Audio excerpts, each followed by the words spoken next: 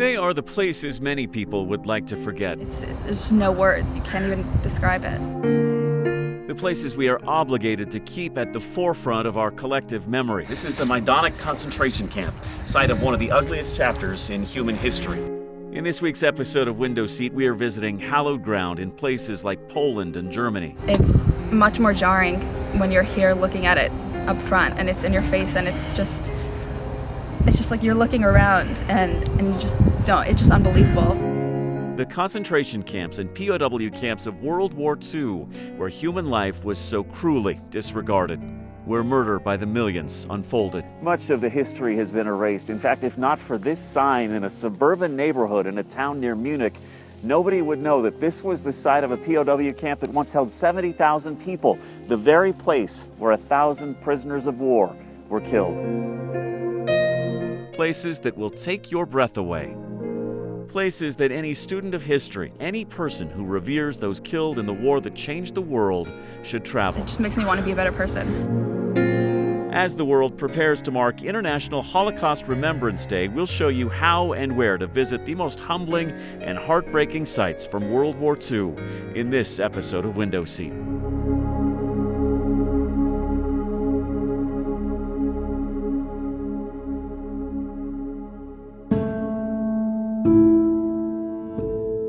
As we drive across the frozen, barren landscape of Eastern Europe, it is clear this is not the usual light-hearted adventure we generally embark on. It's not meant to be.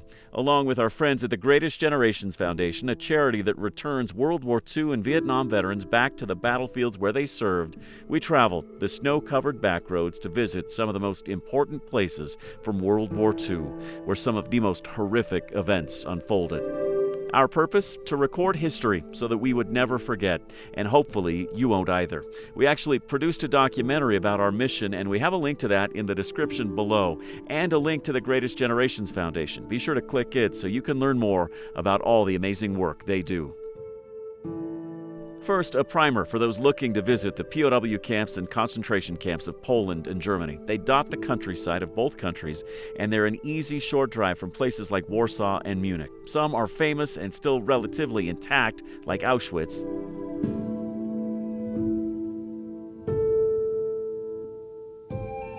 Others all but wiped from the face of the earth, in the hope, likely, that people would forget the atrocities that unfolded there. In this episode, we'll take you to 6 locations: the concentration camps of Treblinka, the closest Nazi camp to Warsaw, also Auschwitz, Sobibor, and Majdanek. And POW campsites like Stalag VII, which now sits in a nondescript neighborhood, and Stalag Luft III, a place made famous by Hollywood. This was the basement of a hospital where the Nazis treated U.S. and other forces who were held captive here for months toward the end of the war.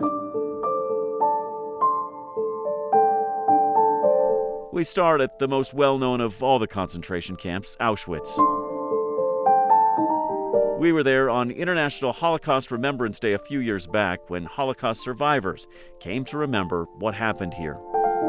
About an hour's drive outside of Krakow, Poland, Auschwitz is very easy to get to, and it is a must-see. Still largely intact, you're greeted at the front gate by the famous lie told to all who arrived here: Arbeit macht frei, work sets you free. Admission to Auschwitz-Birkenau Nazi work and extermination camp is free, but you should make a reservation on the memorial's website. We'll put a link in the description below. If you hire a tour guide, which is recommended, there is a charge. They actually recommend that children under age 14 not come here. It's very graphic and very disturbing, and likely very upsetting for smaller children. They also remind people to dress appropriately and with respect. This is a graveyard, in essence, where at least 1.1 million people, mostly Jews, were killed during World War II. Opened in 1940, it was the largest of the Nazi concentration and death camps. When liberated by Russian troops in January 1945, soldiers found thousands of starving detainees and piles of dead bodies left behind. Originally, Auschwitz was to be a detention center for Polish citizens arrested when Germany annexed the country back in 1939. But once Hitler's final solution became policy, Auschwitz became a death camp. Still today, you can see the train tracks used to carry Jewish people here by the thousands, the train cars used to hold them, the remnants of the gas chamber used to kill them. the foundations of the barracks used to house the 20,000 detainees held here at the peak of the Holocaust. The crematory here still intact. And there are remnants of the building Joseph Mengele used to conduct barbaric research on detainees.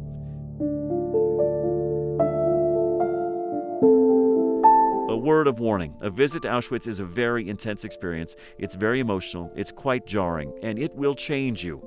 It is critical, though, if you care about history and the importance of not repeating it, that you come here and bring your loved ones here and attempt to grasp the scale and magnitude of the horrors that unfolded here 80 years ago. The next concentration camp we visited is about a 4-hour drive from Auschwitz, not far from the Polish border with Ukraine, the Majdanek concentration camp on the outskirts of the city of Lublin, Poland. A death factory where tens of thousands of people were executed. The place remains largely intact, from the barbed wire to the barracks to the guard towers off in the distance. It's been said that every square inch of this camp is covered in blood. From the time the first prisoners, Soviet POWs, arrived here in 1941, nearly all died of hunger and exposure. But within a year, it was transformed into a death camp for Jews. It also served as a work camp. For those who did last any length of time here at the concentration camp, the living conditions were just deplorable. This is a barracks designed to sleep about 250 inmates per night, but on some nights they crammed 750 into this small room, some sleeping on the floor, some with no mattresses at all. The actual gas chamber here remains. It can be toured, and it is haunting. There were 7 gas chambers here in all, 2 wooden gallows, and more than 200 buildings. A smokestack still stands where the large crematorium was in operation. They say 500,000 prisoners passed through here during World War II. About 360,000 of them died, most from starvation, torture, and disease, but tens of thousands were executed or gassed. Horrible. It was so horrifying.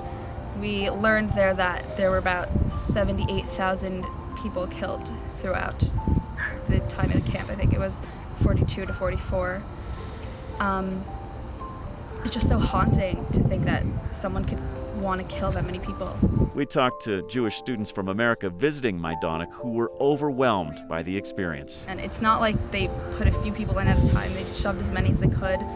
It's the most horrifying way to kill people. And surprised they hadn't learned more about places like this back home in the U.S.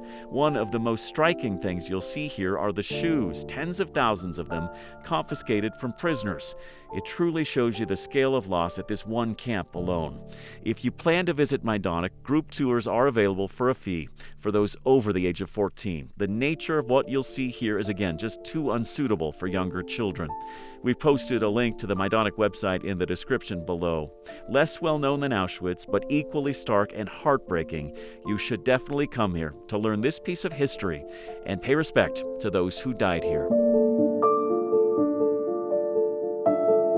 The next place we visited is off the beaten path, more difficult to find, but every bit as impactful, if not more so, than any of the others you might journey to. About 50 miles northeast of Warsaw, in the middle of a frozen forest, you'll find a striking memorial to the nearly 1 million Jews and others killed at the Treblinka concentration and extermination camp.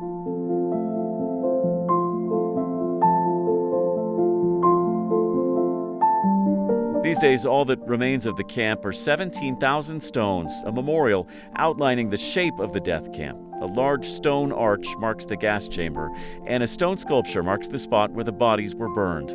Concrete blocks line the road into the camp, resembling the railroad ties on the rail line where prisoners arrived by the train car load. The Nazis opened this camp and others as part of Operation Reinhardt, their effort to exterminate the Jews of occupied Poland as part of Hitler's final solution.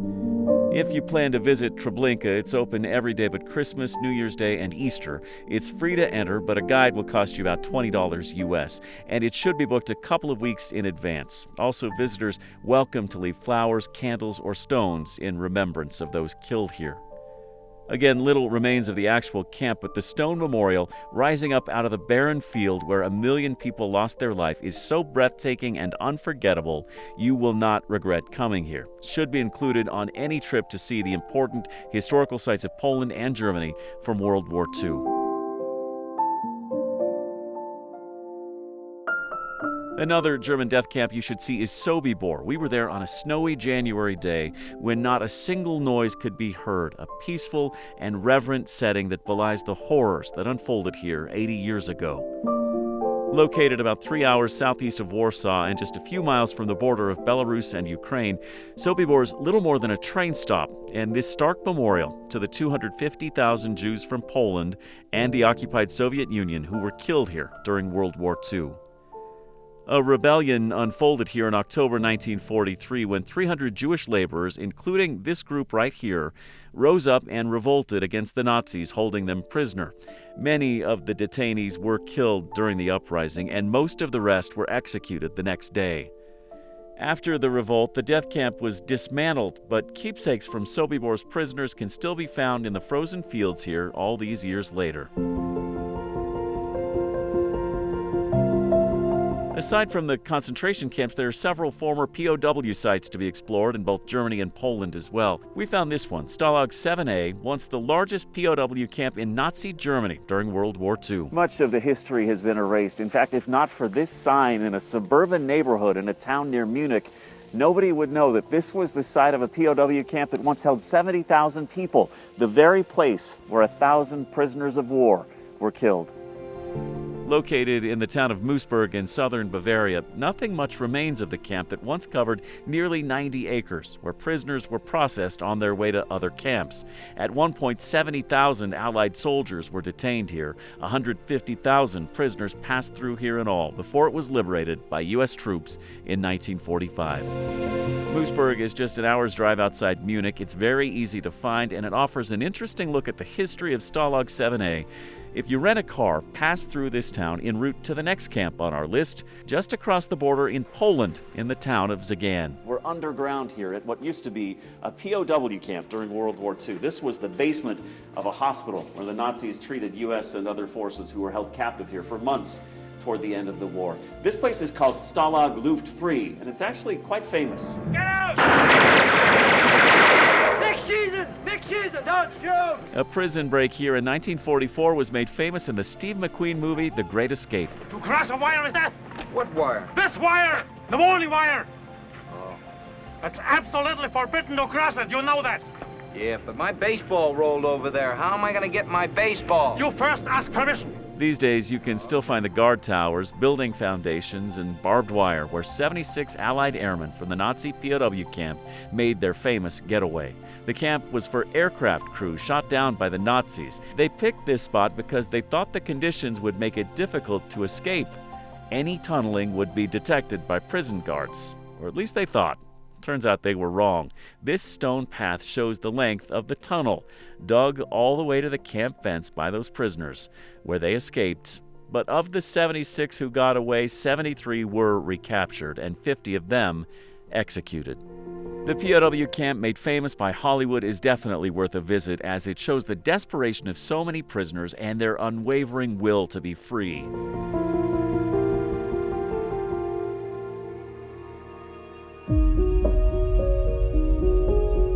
And that is the lasting legacy of these ghastly locations. Despite the litany of horrible things that unfolded here, you're stirred by the legacy of those who lost their lives and left with the responsibility to keep their stories and their history alive so that no one ever forgets. Which is why, no matter how uncomfortable it may be, it's your duty to, if not visit one of these places, at least learn all there is to know about them.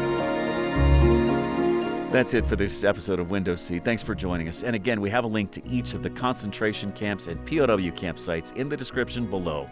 We're back with more travels in a brand new video every Friday at 8 a.m. Eastern. In the meantime, please check out one of these other videos from Window Seat.